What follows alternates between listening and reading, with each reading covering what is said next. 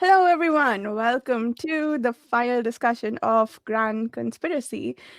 This is the fifth book in the Wars of Light and Shadow series by Janny Wurts. Today, we're going to be talking about chapters. This is the fifth discussion, yes, or sixth? 13 to 15. I'll help you out. There you go. Thank you. and and I did read my chapters, folks. I did. I just didn't remember the chapter numbers.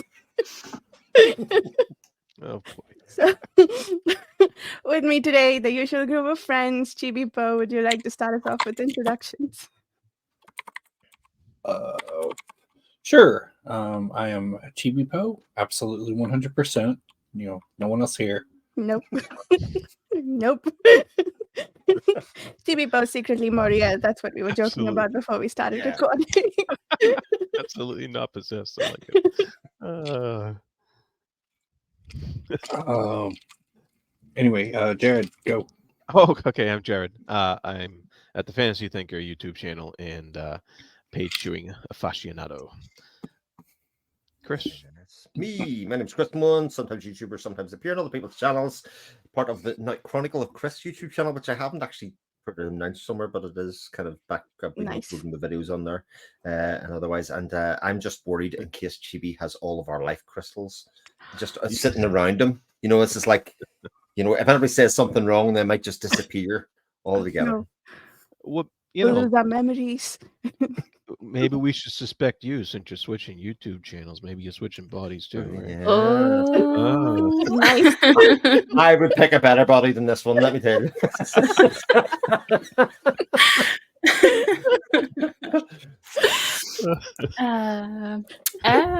I will quickly finish this off so we can get, because we are in a good mood today. All of us are in a fabulous mood. I'm Robin from Bookends and Biscuits YouTube channel, and also page chewing forum subscriber. That's not what I mean, reader.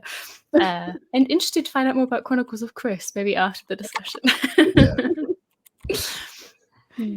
Yes. So, do we want to start off with the thing that we've all been talking about, or should we go in chronological order of chapters? I want to start at the end, but no, let's go chronologically.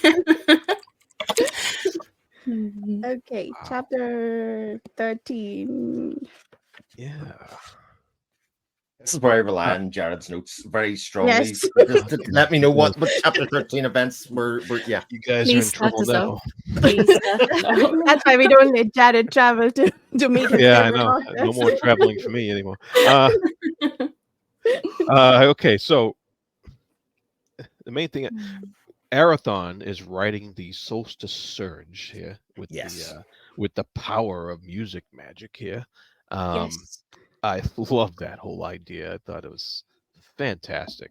I loved how she described it. I love how she brought even more. I mean, she's always had music involved throughout the whole series here, but he's ratcheting up a notch, and I just love that. And of course, he's taking advantage of the chaos that Moriel unleashed with the Waystone and all her magic, but also, he's kind of walking into the trap, which he suspects. I think he suspected was there, and that's what the best way to spring a trap is to walk into it, right? That's the old saying. But so you get multiple layers going on there about motivations between both parties and what he's doing. It's like, well, it's the fastest way to get there, but it's also so risky. And I just loved how she played that off each other, and how that that worked. I thought it was and I still think it's great is how it subverts,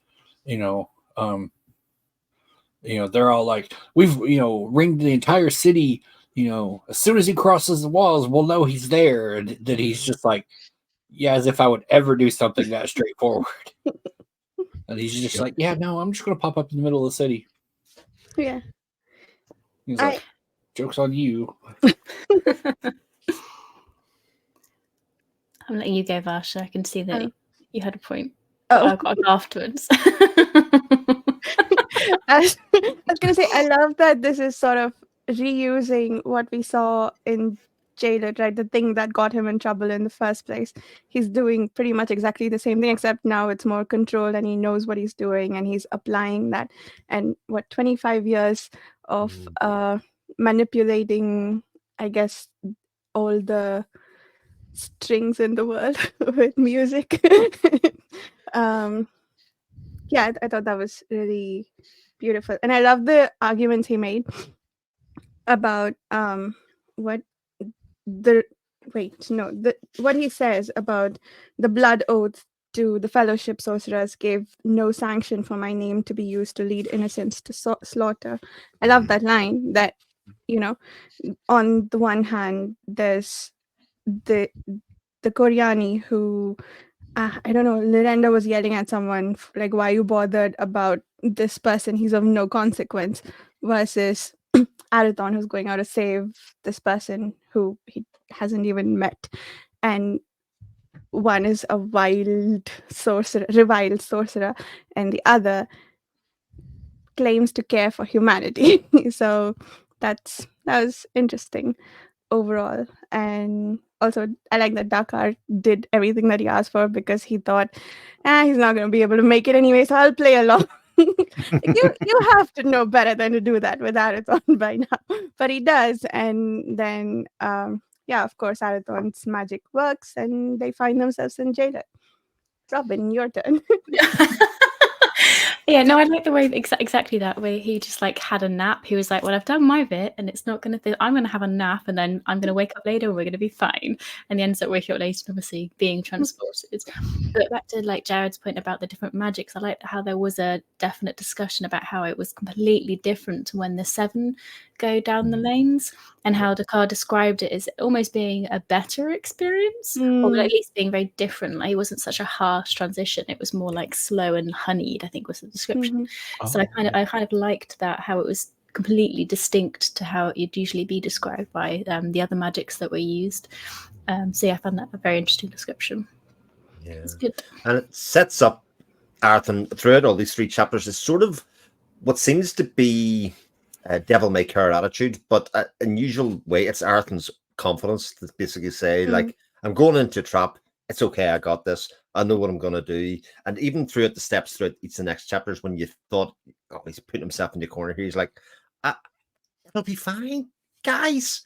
Calm down. And I felt that myself when I was reading it. You kind of going, like, the tension's building here, but Arathon's got this because he's just such a cocky little shit that that he probably does, Yeah, it's just, these 3 chapters is like, hey, look, Arathon runs wild in J-Lot. Just like you can tell he's improvising, and it's just probably like, frantically improvising the whole way through, but he's just, even with his mage gift, he's just like, his knowledge just outstrips them. So he's just like doing stuff, and they're like, what just happened? And they're like, we lost him. Where'd he go? It's like, because he was carrying a big piece of scrap on. That's right. A big win. Yeah, he's improvising with a lot of knowledge, like you said, that he's had the training, the mage training. Yeah. So he's improvising. He doesn't have a solid plan, but he has enough knowledge to know how to improvise with flair, I guess. Yeah, and like the one scene where they catch up to him, which is still my favorite part, because I laugh out loud with it, where they're like, they find him and they're like, there he is, capture him, and he just uses his Master Bard voice and just like, yes, there he is, right there, go get him, and they all swerve off. And I'm like, okay, that was hilarious. Did anyone else really enjoy the part where they're scrying on him and he's making chaos with the pigs and they're dressed as prostitutes, essentially? Yes. And there's the dress bit and the confusion and the discussion about them running around in their dresses and handing off pigs to people, and just the chaos. I thought was just a brilliant scene, because you could just picture it. Like, they're watching this scrying and being like, what is happening? Ridiculous. The moment I saw 2 and Trollops together, I'm like, that's them. That's them. You're looking in the wrong place. You're looking in the wagon, but that's them. They are dressed up. That's 100% them. And Yeah. I love that. I think I'm only thinking about this now, but this is the climax of this book, right? And it's, you can almost imagine like the fiddles playing in the background as they go chasing through the town, and Betty it's just Hill. like, Yep. yeah, it's almost like a comic scene that's usually in the middle of a story that's set at the end and used to great effect. I thought, yeah, it's a And lot of this like, this is sorry, go during ahead. chapter 14, right? With the big Mhm. chase scene and all that. Yeah, Yeah, right. yeah, Okay. At Yep. yeah. the end of that, yeah. Is it? Yeah, the chasing is in the Yeah, yeah. 14th, 15th It's in chapter. 14th Okay, yeah, chapter. yeah. Yeah. When they're chasing through the town and like hiding in Oh nooks and yeah. crannies, and I like, okay, I'm skipping ahead a little bit, but when on their way back from when they're trying to leave town again, when they're hiding in this corner, and Fiona, it's like, oh no, they're gonna see us. Oh no, they're gonna see us. And I'm like, dude, you're with a person who can manipulate shadows. Relax, he got this. Well, it's funny. Yeah, it's funny. It's funny you can see, but you got to look at it from Fionara's point of view. I Yeah, mean, yeah, this yeah. guy just had his whole world turned upside down Yeah. by running into the guy who looks just like him, who he's sworn to eradicate. Basically, he's planning on. He wanted to take him in. He wanted to be the hero who takes in the foul sorcerer and so you can understand definitely why he's like freaking out. Yeah, but And you can also understand from his point of view. There's that wonderful bit where Arathon's explaining to Fionn, like the two of us look like. What do you think's more likely? yeah, That they're after you, or the fact that somebody's made to look like you, like me, and they're trying to get in? And Fionn, he Yeah. doesn't accept it immediately. He kind of sits in it a while and kind of goes. Oh He's yeah. kind of put out by that, the fact that's happened to him, etc. But he's not blaming the right people at that stage at all. But that's just a thing a foul sorcerer would say, you know. That's true. That's true. Yeah. yeah, So yeah, and I thought Janny just handled it brilliantly with the interaction between them and the just coming to grips with Fionara trying to come to grips with everything that's going on. Can't imagine just the upset because you think about 18 years of life, you believe in one thing, and then in one day you got to believe something else fast because your life depends on it, and it's just crazy. It was a crazy scene, action. yeah. Yeah, And that is a pretty big realization. Like I guess I do all my thinking during these conversations because it's the fact that what you said, Jared, he thinks that he's got his own destiny, that he can change the world in some way or whatever, right? And then like he's just a pawn for some to draw someone else in. His whole purpose is to to make something happen for someone else, which is again like a pretty jarring change that he probably hasn't wrapped his head around still at the end of this book. yeah. He's just a kid. Yeah, just a kid. He's I mean, 18. really a kid, God but a damn kid. He's over. A kid that's heard a lot of like the propaganda about Arathon as well. Yes. But remember, the only thing he's heard about Arathon comes from Lycia's side. So he's Yep. just heard all of these awful things about him, and then meets him. And Arathon again is quite prickly. He's not the nicest of people when you first meet him until you understand his personality. Yeah. So he's not done much to like enamor himself, apart from rescue him. He's not Mhm. done much to like enamor himself to the lad, really, has he? Yeah. Yeah, completely understand where he's coming from. It's just like absolutely not. No. Other than put on his sultry bard voice, And the scowl. Yeah. Emo look. And I Yeah. guess he also hasn't quite absorbed that he looks like this fell sorcerer, because he keeps saying, I'll go sign up in Lysair's army. It's like, yeah, if anybody recognizes you, that's it for you. But his destiny is irrevocably tied to Arathon's, Which is why he's in the streets Yeah. he's in, because somebody did recognize him. yeah. But back to chapter 13, I love the sorcerer's points of views on the damage caused by Moriel's Moriel. Yeah. magic. It was you really got this great world view of what's going on in the world and what they now have to deal with as a result of this this magic. And so that's that opens the door for Arathon to do what he did and all that stuff, because the sorcerers are busy too. And so that was some like big picture stuff you got in chapter 13 about. Yeah, it's funny how if there is a cliffhanger of this book, it's set up there, which is the fact that Sethlier's not doing well at all. I mean, that seems to be the Yeah. one thing that's left hanging at the end of the book, and they set it up there so that we can revisit it at certain points through the next 2 chapters and see that he's not actually improving, and that people are very, very worried about him at that stage. And Sethlier's become such a big favorite, both in terms of like the impact that he's had in the world, but also in his kind of humor and stuff that he is as well. That you're like, oh, we can't do without Sethier. Sethier's a key part here. We can get rid of Aluhian. He's already struggling in terms of his corporealness or otherwise. So but Sethier's kind of the one that is needed to hold all this together, and has been holding it all together for a very long time. Yeah. Yep. And it doesn't seem like a transferable power or anything. So it's like that Dakar is slightly worried, but I guess they didn't know at the point. I didn't realize this until much later that the Koryani had thrown everything off balance, right? Because Dakar's worried about the fact that Setvir hasn't. Oh yeah, he was sure that Setvir would intervene, and they hadn't by the time Arathon made his change. Oh, I guess he wasn't questioning Arathon's ability. He was more sure that the Fellowship would intervene. But I guess at that point they hadn't known that everything had been thrown off balance by the Koryani, it seems like, because they discovered that later. And what was my point going to be?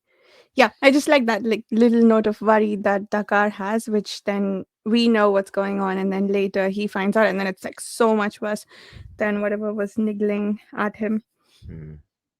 Speaking of Dakar, he has a couple. Sorry, did anyone else want to say anything? Yeah, he had a couple of prophecy outbreaks during this time, but neither time do we find out what he was seeing prophecy of. I guess the first time was about what was going to happen in Jailet, right? But he was going to faint or something.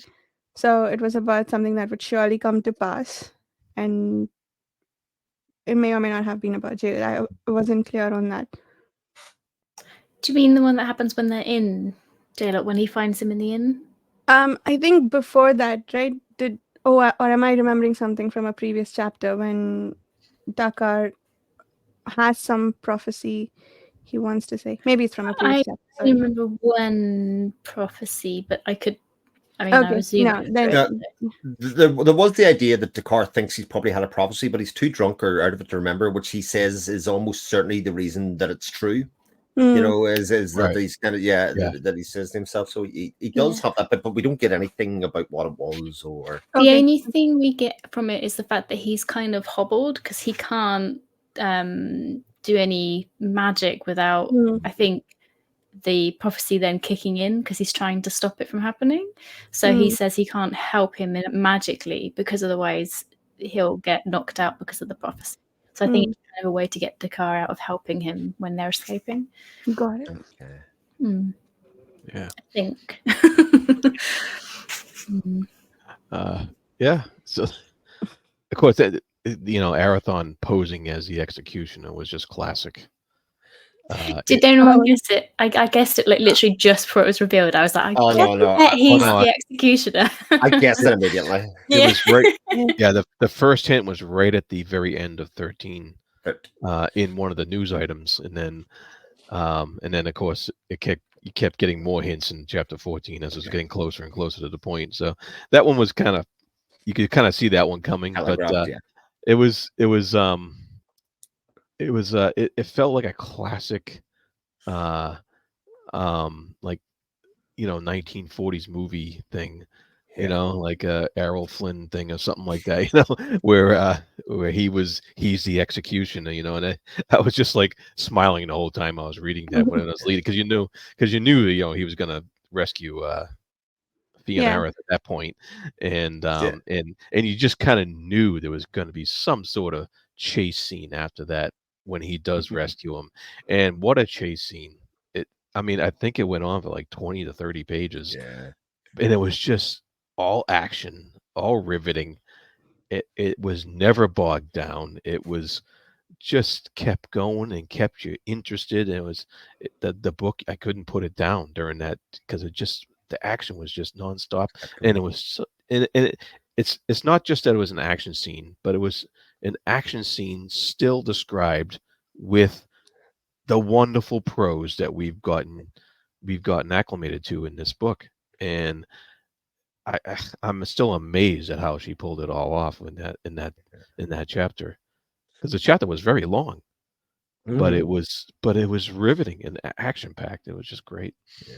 I love the scene just at the end where basically Alera recognizes Arathon as the Yes. executioner, and the recognition in her face, and when she turned to Lorenda, wasn't it? Lorenda could read her face that he was there somewhere, but actually hadn't twigged the whole thing herself. It's like he's here somewhere. That's all she could say.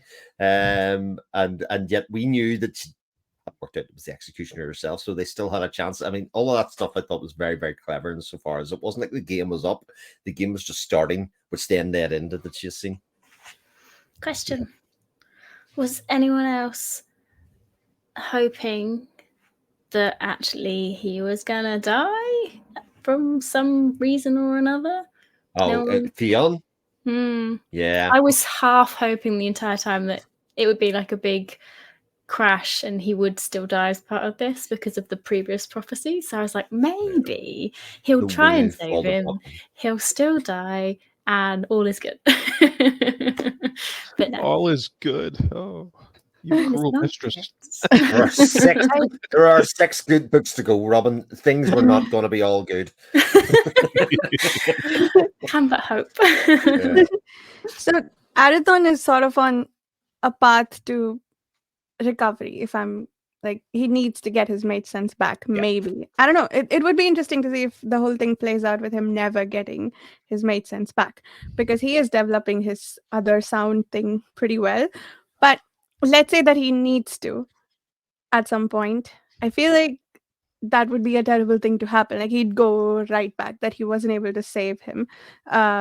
So I think that wouldn't help from the longer story perspective. But yeah, it would have made everything easier. I agree. Just from the prophecy, because now we know that he's going to be like betrayed, or he's going to die, or there's like I get that whole point, but I just kind of thought like if I was like Alera or whatever, I would have been like Yeah. not helping quite as much. Yeah. An arrow to the knee would have been perfect right about then. Would have just turned crazy. I have to say, I was having exactly the same thought. As much as I'm making fun of it, I was like, wouldn't it be nice if he just nearly escaped, but he just died saving Arathon or something, which could have been a very nice way to do it. And you go, but yeah, obviously set up for the future. Yes, there are several more books. I'm sure it'll get resolved. But yes. What was the sorry, Jared, just a quick question. What was the dagger that Arathon was taking that Dakar was begging him not that foul dagger? I couldn't remember what it was. Oh, I thought it was a sword. It was a sword and a main something. One more. I thought that was. But why would he ask him not to take Alethea though? Oh, because it wasn't Alethea. It was the offhand weapon. Which weapon? Sorry. The offhand. Fugitive Prince, Kale. Oh, the one that killed Kale? Yeah, that one they thought that he stabbed, Kale with. Okay, yeah. So I was confused. Yeah, I thought it might be that, but I didn't remember whether he killed Kale with Alethea or not, or that injured Kale with Alethea. You were saying? What was did the other weapon have a name, or was it just the weapon he used to kill Gale? I don't remember. It didn't have a name. I'm trying to find the page where main ghost apparently. Well, that's a type. That's left hand. Yeah, that's all it's ever referred to. Yeah. Oh, okay. All right. Right. Okay. Yeah. So when he packs that one is when Dakar says, "Please don't." And I didn't know what that blade did in the past. Okay. Yeah, sorry, you were going to say something before that, Jared. Was I? Um, oh, okay. So during this chase, eventually Arathon ends up in the home of somebody he knew in the past. This elderly woman who's well, I don't know how old she was, but she was blind. Blind. She was on Spinster Alley, so Yeah, right. And and uh yeah, I lost my thought. Oh, and well, she had a servant, right? But so he ends up there, and we find out this was very interesting to me. We find out that she practices her own type of magic, and I was like, oh, that's really cool. And I think she mentioned in the past that she avoided dealings with the Koreani because she didn't want to be a part of them and stuff like that.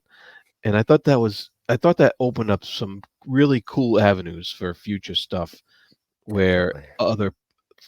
other avenues of magic and magic use and stuff like that. And I loved that whole setup, that scenery. They were hiding out there, and that just opened up more possibilities for me, and I thought that was great. I mean, the big one being, of course, that it was the Fellowship that extricated her and saved her from being involved with the Coriani, which I thought was going to pay off a lot. So I thought it was going to pay off by the end of the book, as soon as Arathon realizes that this could be Alara's way out, then that he actually has a prompt to do that rather than it happening naturally in some ways. So it's like, yeah, we have precedent here that this has happened to somebody else, and she's obviously very loyal to the Fellowship, and then is in a position to help Arathon out, regardless of personal cost or otherwise. I mean, And- she still suffered greatly from the Korea, because however you say the word, they basically ratted on her and got her tried as a witch. So that's why she got burnt at the stake. I was like, how did she survive that? But I guess maybe they didn't really explain exactly how she managed to escape that, I don't think. But maybe that's what the Seven did, I don't know. Magic. and she seems pretty powerful too, right? The when the Koreani get thwarted, and just before it's revealed to us that she's the one who's sheltering Arathon, they say that they were stopped by pretty powerful spells. I almost thought for a second that maybe it was Davian or something, like he's come out of his cave to help Arathon. Like, anyway, but because they said that it's powerful and none of the Fellowship sorcerers are around, we already saw that. But apparently, she's got some powerful magic, which is interesting. For like, yeah, and adepts are coming to heal Satvir towards the end of the last chapter, so maybe they're similarly, like, maybe grouped together, they are as powerful, like powerful enough to maybe hopefully heal Satvir. We'll see. Yeah. We also get the obligatory "Let's go get Dakar from the bar" scene. Yes. It seems that's in every book, and like wonderfully, I love the look, fire over there, so they can get him out. Yeah. There's a lot of things, that recognizable elements in this book, that are then like sort of changed or subverted in some ways. Like Lyrenda is your typical evil witch, villainous woman who's only being mean for mean's sake. And then, like, you got her whole backstory before, and oh man, she was infuriating during that conversation with Arathon later on. But then, like, how that changed towards the end. Sorry, I'm skipping ahead again, but like how that changed her. And then what you said, all the typical chase scenes that I haven't really read any in books, I don't think, but I can recall like movie scenes that do things like this, and just a lot of recognizable elements that are just like different enough that they stand out in this book and make it like really wonderful. Why are the evil sorceress things always beautiful as well? They always have to Right? be like really strongly beautiful. I mean, cliched or they're always White suddenly beautiful. skin, black hair. She's Yeah. got to look terrifying. While we're talking about them being in the lady's house and her stone magic and stuff, and they did mention during previously, they said that Illyria had stone magic when he went to the house and had to ask entrance from the stones. So I think it's something they have brought up previously that is around. Did anyone else find the knee healing a little bit awkward? Only because if you think about it, Arathon and Illyria were having this nice little romantic catch up, and he's just there just touching this guy's knee. Like if you think about the actual like physical how like they're just having this magical like I love you so much and we're meant to be together and it's all like spirit to spirit, and this guy's just like sat there like wait for his knee to be healed where they're just like getting on with it. And I just found that super awkward. I don't know if anyone else read it like that or if you just thought it was a beautiful love scene. Robin's managed to take something really beautiful and make it creepy. Oh, nice. I didn't make it creepy. That was what was put on the page. Oh, I just thought it was a lovely scene, but now you've talked about them touching an 18-year-old boy at the same time. He's just sat there like, what is he doing? Was his knee better though? I mean, as far as he's That's concerned, the- maybe that's that's the key, just right? how you. He's like, this is how your knee gets better. Two people love each other very, very much. They touch my knee and it's better. Yeah, if that's what it takes, you know. He's near love song essentially, and then it I was just like, it's beautiful, but if you think about if you talk about the situation outside, I was just like, I'm not sure about that. You start rubbing it, licking his hand, you know. Why, Robin? Why? Okay, boys and girls. Can't wait for the movie in version. my Just see head, how that plays ask out. in Yeah, your that'd be head.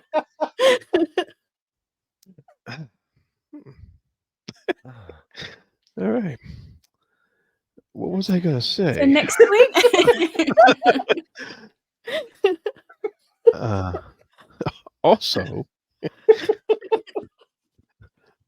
Also, Arathon also used some of it. He did use some of his own magic. He used some illusion magic. He changed the look of his face a couple of times to the point where he had to reinsure Fion that it's still him. Because he said, "Don't worry, this is another face. The face you saw first is my real one." And he also used some shadow stuff in order to, divert light and subvert people from looking in certain places, what have you. So that was there was just a large display of different magics going on in it, and once again, just expanding the whole magical universe that's being created here. Yeah, I think also there was like when he went to when he felt that kind of vibration in the lane almost that was like a portent for something else.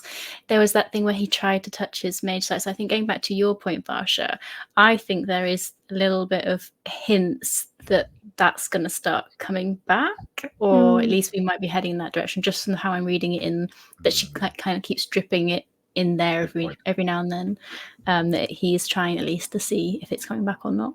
But yeah, absolutely, there's a lot of what I would, but I guess I was going to say what I would consider not necessarily, I would thought that'd be more magecraft, but I think if you think about what Lysair does and how he makes himself pretty as well, actually it does the flip side of that is that Arathon with his shadow magic could also make himself look like whatever. Right, yeah. That makes sense. And about making himself meddler, at least when he goes to see that woman in the tavern or the thread needle place, that helps him out. I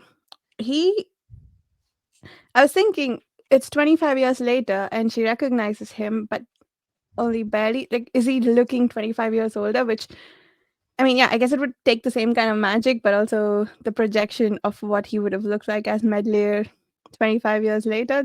That's cool. Like, I didn't know if he made himself look older. He probably had to, right? I think I recall something some kind of note about that. I'm not sure. I don't Mhm. remember, but that I think sounds she did right. mention that there was like grey in his hair, and I don't know Yeah, if that yeah, had yeah. I been think if that had so. been in the previous descriptions. But Mm, you're right, it wasn't distinctly spelled out. So I think it mm. was just assumed that maybe he'd put some grey. Yeah, But yeah. nice. And there was something else that Robin said that I wanted to respond to, but I've now forgotten. So It we'll was the come back to touching. it. It was the Yeah, touching. was No. it Stephanie was touching. was it the romantic scene? No, it was about the magic. Oh yes, the lane stuff. I was gonna say that yeah, I think at some point in the whole chase scene, he tries to see if he can grab his mage side again. He reaches for it, and then the knot of like pain that he has with Talcorin and whatever memories that still bothers him. Like in the middle of Mm. like the high action, that's still enough to hurt him, to distract him just a little bit. I think I thought that was an interesting interjection in the scene. Mm. Yes, it was. Yes, So it was. the impact of the lane change and the reverberation and Arathon unwittingly contributing to making it worse. I mean, do you think he didn't know about the whole chaos that the world's been thrown in, right? When he used the lane change, like, do you think he would have done it anyway if he had known? Did he make it I worse? thought he knew something happened because that's why he was able to use it in the way he did because he didn't have that ability previously, from what I Oh, remember. he woke it up before, right? In jailer, He that's did. what caused the Oh, that's whole right. Yeah, yeah, yeah. persecution. But and that's But what he tried to reuse here. But apparently his waking up of that, it made it slightly worse because I think it reverberated and echoed and came back to Rockfell somehow. That That's was why the it. Myth is um Yep. Yeah, secured. the Yeah. schedules were thrown out of alignment. So when the lane energy goes down its path, it was not traveling exactly like it was supposed to, and it just sort of veered off into very good. Yeah. Mm. Okay. affect Rockfell and whatnot. So, and also it triggers off the beacon that the Fellowship had set off in the previous books to bring Cardamon back home. And that means the twofold Mistwraith risk. One, that the Mistwraith's going to be released again, and maybe all other kinds of creatures, perhaps at Rockfell, because they put all their bad eggs in one basket. And two, the what was I gonna say? Yeah, the beacon is probably gonna call the Mistwraith's brothers home. So Mm. She was gonna so be sneaky Mistwraith's as well. gallows. No, exactly. She was so sneaky because that was like one line in the like 3 news items that just like snuck in. If you hadn't been paying attention, you would have missed it. Absolutely. I thought that was very, very sneaky. I was like, what does that mean? Yeah. Yeah, the 3 news items are where the hints happen. Those are we know now that that's where when something's mentioned there, it means something. I know. Yeah. I really look forward to like getting to Yeah. that point where you're kind of seeing those, Like a like little what's happening reward. elsewhere. Yeah, exactly. They're really good. Yeah. The next book will read only the news items, and that's it. We know the whole story from there. No, we don't. No, I'm kidding. You might be able to keep up your weekly reading then, Varsha, if you just did that. Whoa! Are you sure though? What I'll probably do is I'll say Wow. I only have the one page to read. I'll read it at like 12:52, and then So I'm nearly there. and then I'll go off and make coffee or something. Forget about it, and I wouldn't have done my reading. So I'll find a way to procrastinate even that much. Oh, dear. All right, Chibipo has been quietly changing his name while we've been talking. The whole Yes. time. No, definitely. Oh yeah. It's been very You know, entertaining, I have to say. accusations were being made earlier. On that night of the Korathini, whatever, Lorenda, the romance scene we can talk about in a bit. But the other bit was I was confused because I was like, with the Prime at the funeral, you know, when they're all talking and they're having the big funeral for the prime person, and then she comes up and she's all like, "It's going to be me. I'm the lady." The person she's put her consciousness into. There's a very rambly question here. Basically, at no point, even if Lorenda had caught Arathon, would she be made prime. And I thought it was very sneaky because in that funeral thing, she made sure to say that she was only to be contacted after that had been resolved. Because had it been beforehand, that whole thing would have been completely different. Like Lorenda would just been like, what's the point in this? So yeah, I thought that was very, very sneaky and a bit odd. And still looking forward to when she gets back and she's like, what the hell? Oh yeah, I can't wait. Yeah. Except she's sort of messed it up herself anyway, so she really doesn't have Maybe a strong case to make. doesn't have a strong argument. I she did it before 15 pages before the end, you know, that all sort of fell apart. Yeah. In one fell swoon. I mean, that was so weird. Is she gonna want to go back? Yeah. So I don't. What did everyone think about that scene? Did anyone else think it was weird that he always was like, "My beloved, my main squeeze, Alira, I love you to the ends of my earth. I'm just going to kiss this lady real quick right in front of you." Just a little bit of tongue action here. But the best part of it is he walks past her and he exits the scene by going, "I saved your life as well." Didn't kiss her, just kiss someone else in front of her and then left. I feel like I could learn a thing or two from Marathon and then his moves with the ladies. You know, he's totally got away with kissing the most beautiful woman in the room that isn't the woman that he loves, and he's kind of like, "I did it for you, love," and she's like, "Yeah, you're the best." Yeah, she's absolutely, yeah. That was wild. It was so unexpected, and it was like it had the like this was a Lorenda story arc in this this volume. It was a complete one almost in this volume. She committed the awful crime in the beginning of the book where she transformed Fion's face, you know, got an oath out of a 6-year-old or however old he was, and then throughout the whole book, her machinations are going on, and 15 years later and stuff like that. And then the big culmination of her moment. This is it. And Arathon throws it all under the rug by being Mr. Dapper and giving it the big magic kiss.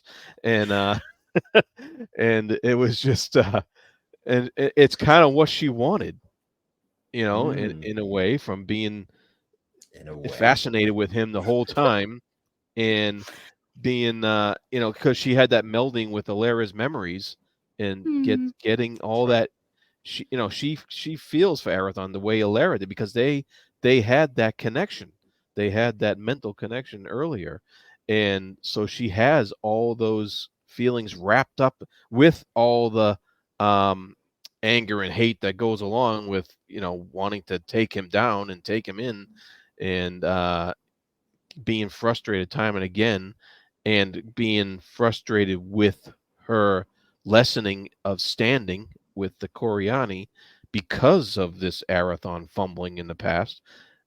You know, all those threads were tied up, brought in with this big emotional bam of a bardic charm that that did her in, and it was so beautiful. I thought it was beautiful. But you're being way more forgiving than I am. Yeah, I thought it was creepy as hell. Yeah, I was like, I think maybe I didn't realize about the the bond with Alira and how maybe she took some of that over to her own. And I get that there was that prophecy that she had or whatever, that she knew that she was going to be made undone by this man, so she kind of but I thought that was maybe going to be like a slow burn, not just be, "Oh, he kissed me, I'm done." Like, that just seemed, I don't know, like, was she sexually frustrated? I mean, did she just need to get laid by someone else and she would have been fine? Like, it's just, you know, it just felt a bit like, really? But I think actually how you've described it makes me feel like maybe I'm being not forgiving enough, and maybe there was a lot more slow build that I just hadn't seen or taken into consideration. Are you full of cynicism? I like my romance a particular way, all right? I got it.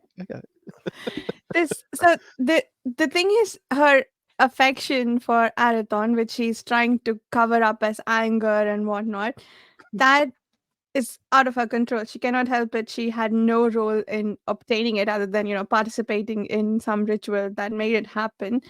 So it almost feels like she's helpless in how she reacts to him. And Arathon's making use of that in this, Oh yeah. yeah. So Oh, that evil sorcerer took full advantage. Yep. Poor Arathon. more lifestyle apologists as being said, made. I exploited what faults you presented at hand. Yeah, no, to be fair, it Lorinda, did. No, go Chibi, yeah.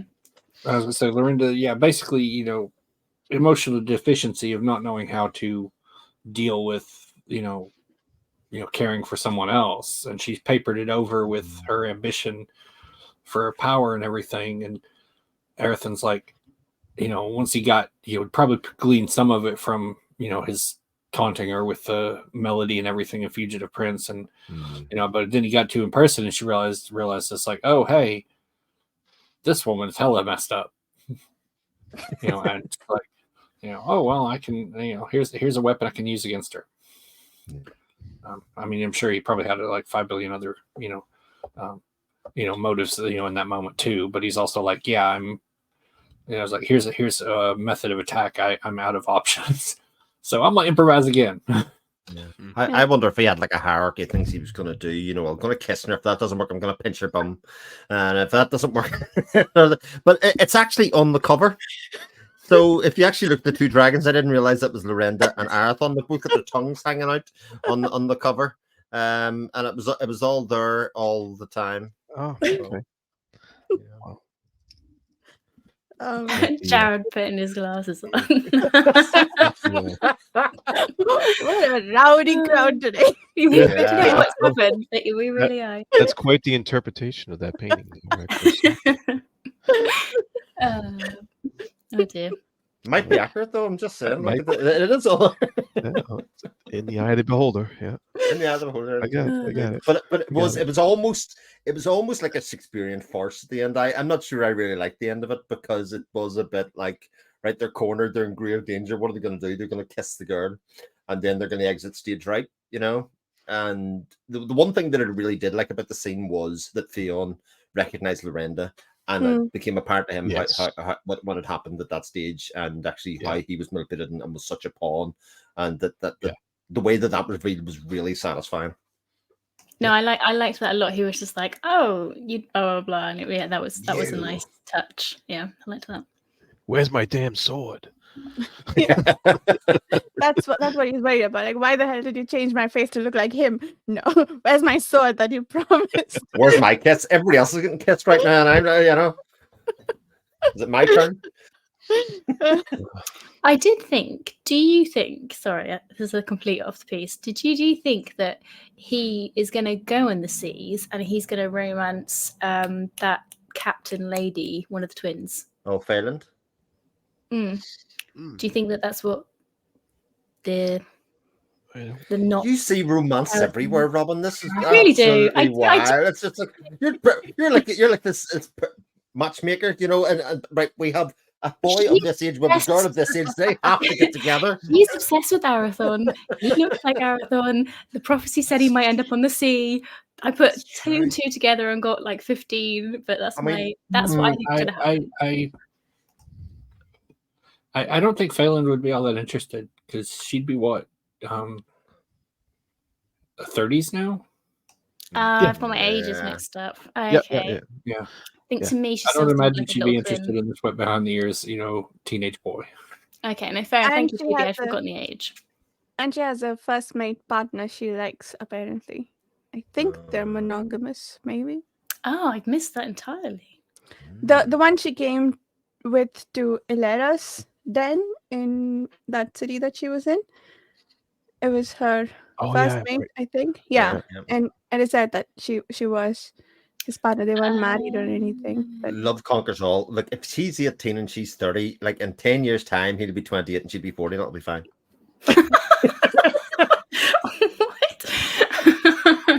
Done. Fair.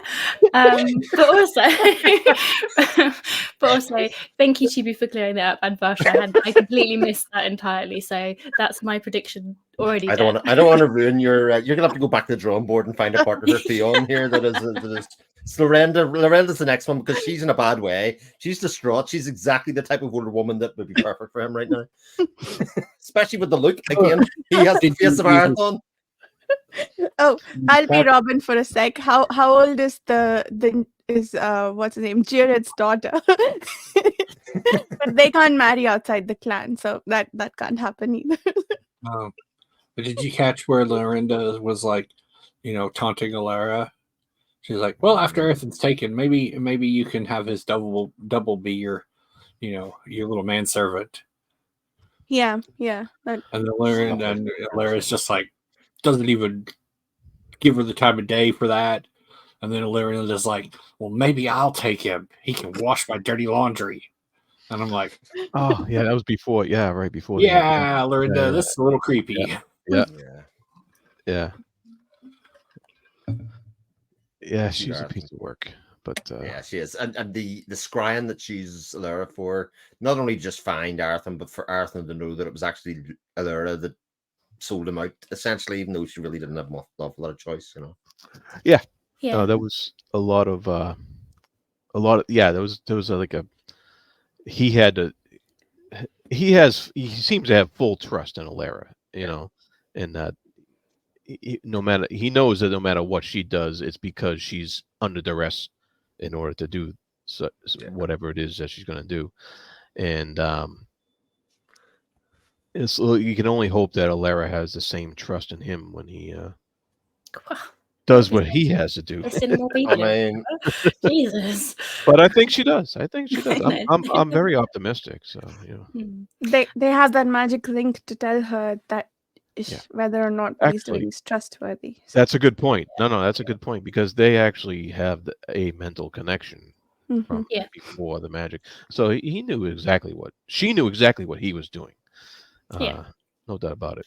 No, again, I think it's one of the things that I take the piss a lot. Like, I can read how it's set up, but I just feel like if you look at it as an observer from the outside, you're like, what is happening? But yeah, I understand that there's a lot more nuance to it there. She understood what he was doing. He was using his like whatever, but wow. Gotta have fun. Yeah. Oh yeah. All the bystanders were like, woohoo! Fionn was probably like, what? But anyway, Lorenda, I actually really like her. And I'm annoyed because I get irked when she's mean unnecessarily. Because like when she took Alara to show that she was his downfall, completely unnecessary. Whereas actually her as like a character and her backstory, I can kind of see her motivations and see what she's doing. But when she's unnecessarily evil, I'm like, really? That's mean. Yeah. Why are you mean? But the book she started out as evil. I mean doing that to a 6-year-old kid is just downright bad. It's just bad. It's just business, actually. Yeah. Okay. And 10 years later, no guilt or any compunction about it. Like, just, No. nah. Yeah, But like to an she end. says when Earthen,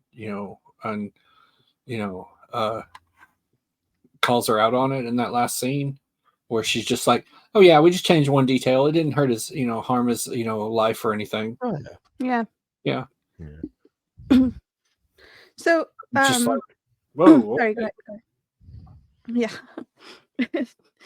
The Arathon declaring that he's the crown prince and then he's upholding the charter law and so on. Do you think that is sufficient for the Black Rose prophecy, that he is accepting his kingship, or are we still working our way towards that? I did think it was really interesting that he kind of threw that back at Lorraine and go, what are you talking about? This is my land. Mm-hmm. Yeah. You're going to arrest me. What are you talking about? And kind of like, you forget, actually, there's an awful lot of things that you forget in terms of like the backstory and the clans and the town and all of that kind of stuff. And it's nice to get reminded now and again of all of that and kind of putting it in. But I hadn't thought about that point at all, Varsha. That's a very, very prescient and key point, I think. Yeah, I'm the same. I think that was a really good catch. I hadn't even considered that, but that's a really good point. The fact that he had already said, "Actually, I am this." That could be key. That's a really good spot. Agreed. Chibi's tagline keeps on changing. I don't I know. know, I right? can't. Yeah. Yeah.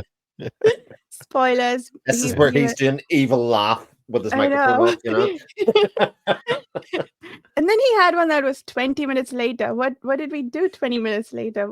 I didn't understand that one. Is he now possessed by Dakar and can see the future of what we're going to say 20 minutes later? Yes, I can see the future going coming up. And the next book starts 20 minutes later. Oh. Right. Oh, from where that's they're at? Okay. Yeah, from where it ends here. Yeah, it's like approximately 20 minutes later. It's not like the most immediate problem has been resolved, so it's not a cliffhanger properly, but it picks up right after. So was this and Peril's Kid meant to be one book then? It's a bit of a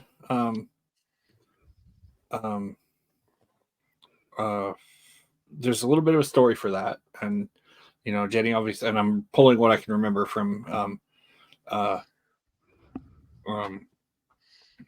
decades ago at this point, where she first posted about it originally, when she like all the events that happen are there, but when the expected word count and for this middle arc was originally conceived as just 3 books: Fugitive Prince, Grand Conspiracy, and Storm Fortress.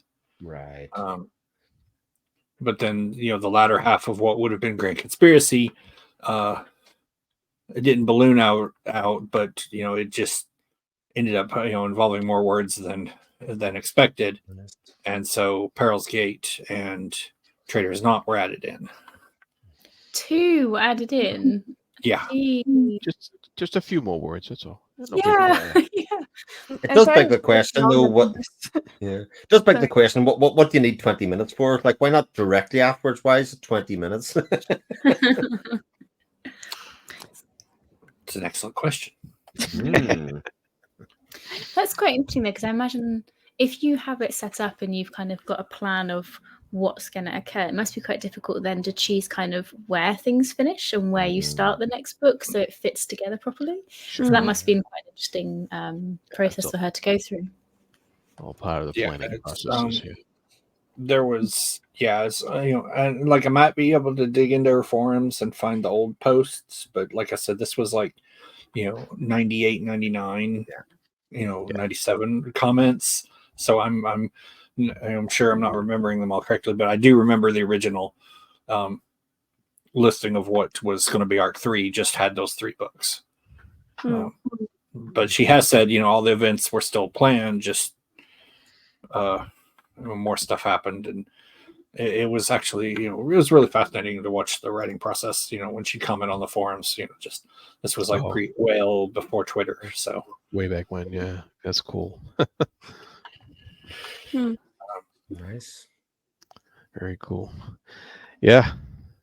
There was another mention in here about when Arathon was speaking about or thinking about him and Alara's situation, and he this was his thoughts. She knew why he must act once again.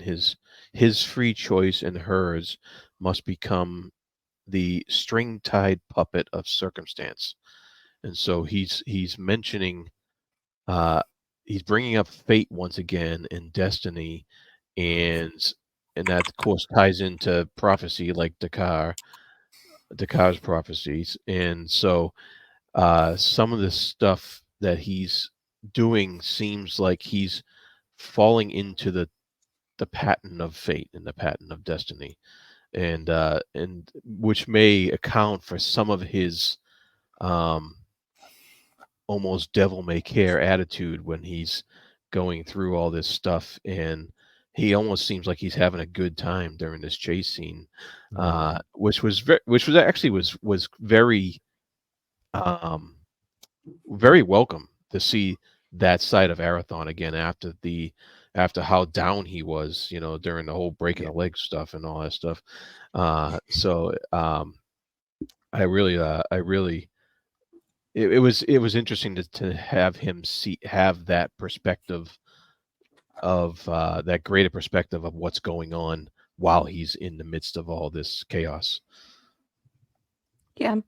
I like that when Elena asked him, "Is it true that they broke your leg so you wouldn't leave?" He's like, "Yeah, but I wrecked their room first." Absolutely. It was actually, you know what? I didn't actually think of it or connect the dots, but it was super refreshing to have like a more upbeat Arathon. Like, even though he's still not like, full of bundles of joy, it was so nice to get back to that kind of sarcastic and fun. It just wasn't as like, not draining, but as like heart-wrenching. So yeah, that was super good in this book. I enjoyed that a lot.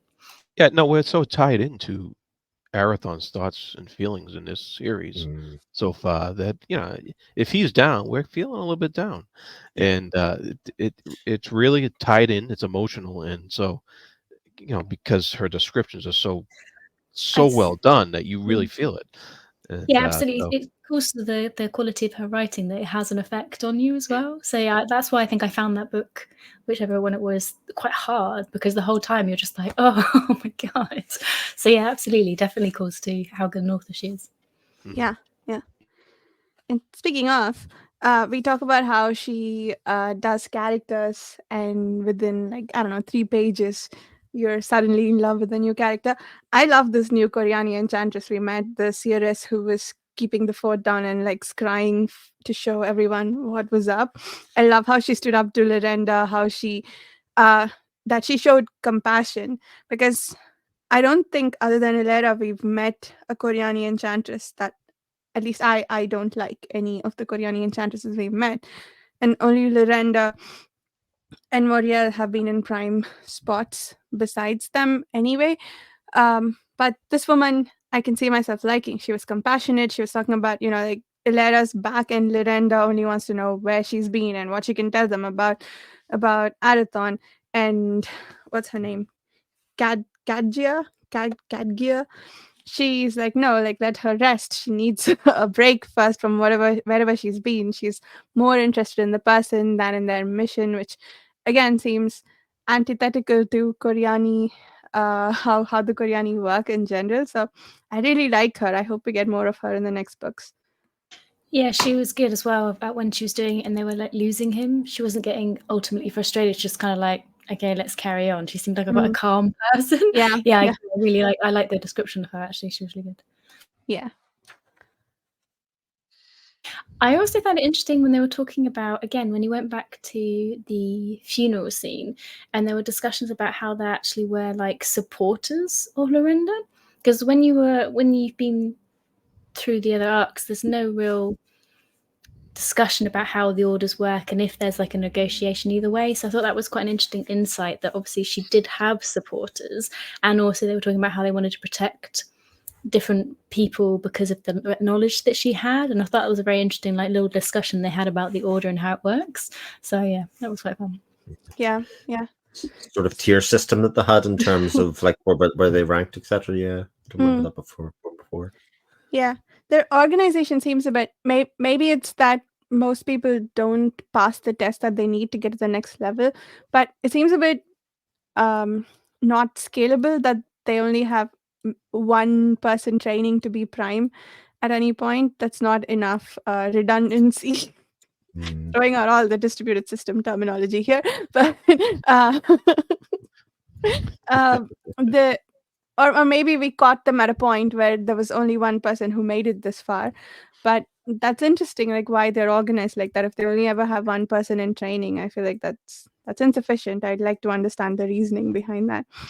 But what else was I going to say? Yeah, the Moriel I guess we have to start calling her by the other name now, but Muriel's now the other person, and she hasn't declared that she's still Muriel. So what she did is wrong even for the Koreani, right? She's not gonna Yeah. let people know That's that's definitely the what she impression did. we got. And Yeah. that's a little bit more this possession thing. It's evil. Yeah. Yeah. Specifically, I think in one of the news items, I believe it is, it even remarks that she uses the Waystone to make Mm. sure that no one will question or even, Yep. wonder about, how she, got to power. Yeah. Yeah. And, Do you and think and she held on to a lot of secrets that about things that other people aren't going to know that they would need to know to do the job anyways. Mm. So it's yeah. and who's to stop her from doing it again, right? Like, I think the Mm. reason she wanted to be done was because her body was frail and dying, and now she's found a way around it. She could, in theory, just be prime forever. No more elections. Just uh, the, But Go, the go Putin. oh. But yeah, the interesting about that though is this one of the reasons that she was so like bitter and twisted was because she was worried about finding a replacement because she didn't want to lose that knowledge.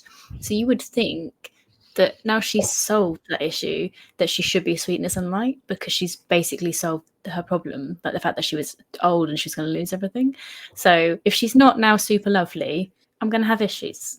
But just crazy and insane as well, Yeah, I wouldn't count on that. yeah. And is it true now that do I remember correctly that Muriel's crystal broke and now she's doing all her magic through the crystal of the person she's possessing, right? Yeah. And I wonder Really? what I thought so. Oh, Well, no, okay. I think it was the Cirrus stone broke. I think Yeah. the ones that was channeling through. I don't know if her crystal broke. I remember it saying the Cirrus stone broke when they were doing the last bit and shattered. Yeah, it. scrying. Yeah, stone she was using for scrying shattered. Yeah. Like Okay. basically like perforated the cirrus. Yeah. So she could be using Muriel stone. Like, I guess, like, I don't know if it's important, but I'm curious whether it's tied to their spirit or to their person. And also, what kind of possession is it? Is it a complete, like, overwriting and, like, this person is her now? Or can the second person in her fight back and... That's interesting. That is, That's very yeah. interesting. I didn't think of that either. So the point if the other lady's in there like, hey, get out, or whether she's just gone forever. It's a really good I'm point. still Yeah. here. Yeah, we haven't got there yet. And she finds herself eating raisins and she's going, I don't even like raisins. Nobody likes raisins. There. That's true. I agree, Robin. Very, very much. And don't put raisins in my sweets. Yeah, no. Why would you ruin perfectly good chocolate or whatever with raisins? It's bizarre. Jared does not look like he's agreeing with us in the slightest. I don't care what chocolate covers. I'll eat it. Revels. This is it. Revels are all about the surprises that you get. Yeah. Wow. Oh, I also wanted to. I mean, we talked about it briefly, but Ilera's spirit walk. Have you seen something like that? That's new too, right? That they can just leave their body lying and then travel in the spirit world. I guess the Fellowship Sorcerers have done it. Traith did it to bring Arathon back, but that the Koreani can do it too. That's interesting. I think it's interesting. When was that? Remind me. During the creepy love scene in the knee. Oh, she spirit walked during that. Yeah, Okay, her all right. body was still back with the other enchantresses. Yeah. She was there in spirit. Yep. Oh, I thought she was just in Arathon's head and looking at it through that vein, but no, there's definitely a discussion about. Yeah, the lady, the blind lady can see her. Oh, okay, all right. And it's It's said a weird love scene. yeah, if Arathon had made said he would see her in form, but he didn't, so he couldn't. Yeah. He was Oh, concentrating on the there's knee so anyway, much. so. You were singing her a love song. No. Woo! I thought it was Nasty. interesting because you hadn't seen it from the Karathani, I agree.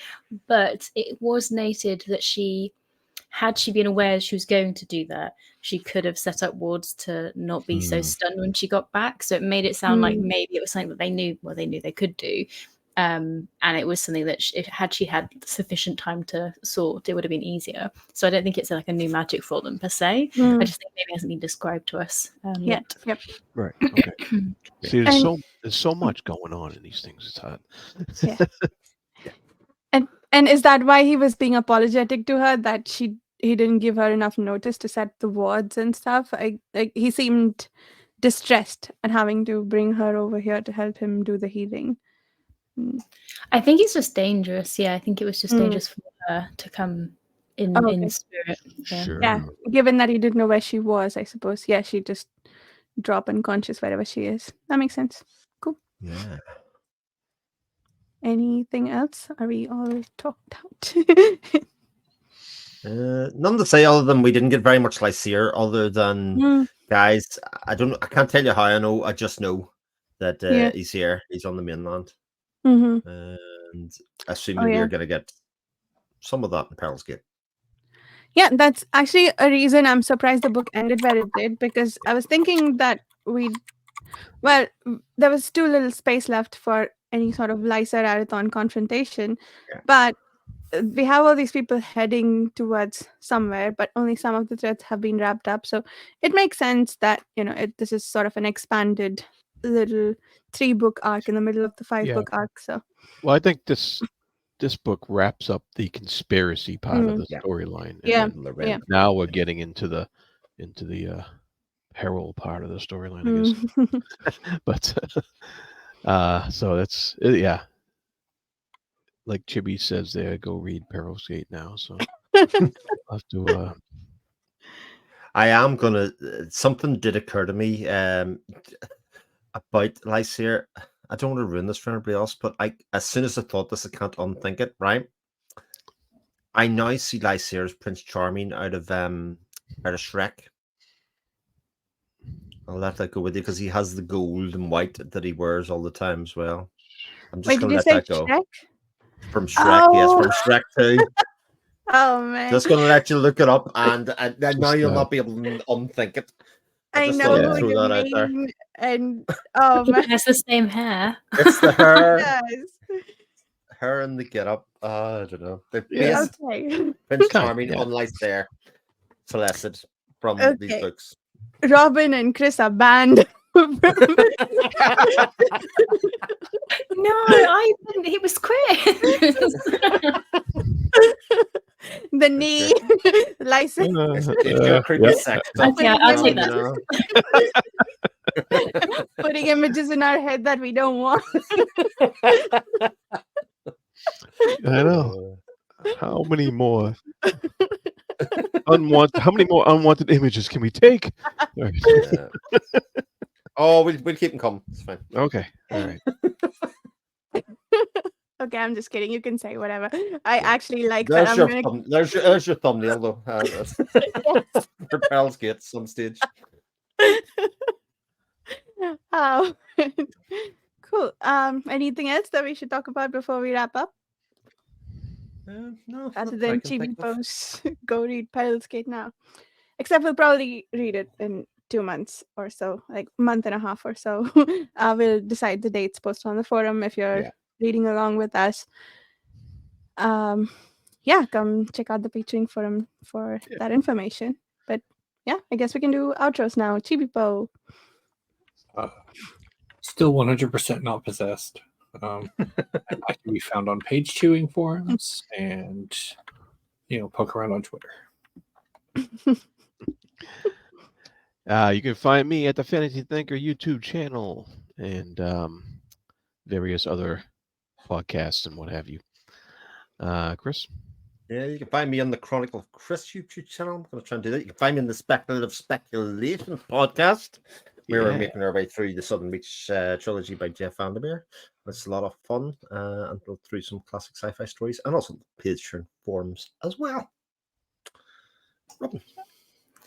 Sure, you can find me at Bookends and Biscuits YouTube channel and on the Page Chewing forums and watching all of these guys' other creative activities that they're doing.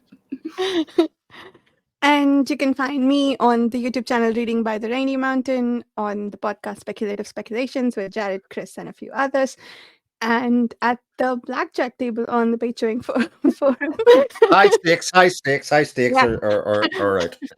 I am fourth most gambler now. So I'm in a new competition where I want to have gambled the most money. Point. And if you'd like to join us for this reading group, either here in the discussion or on the Patreon forum, consider checking out the Patreon forum. If not, we'll see you in about 6 weeks. Thank you so much for listening. Bye.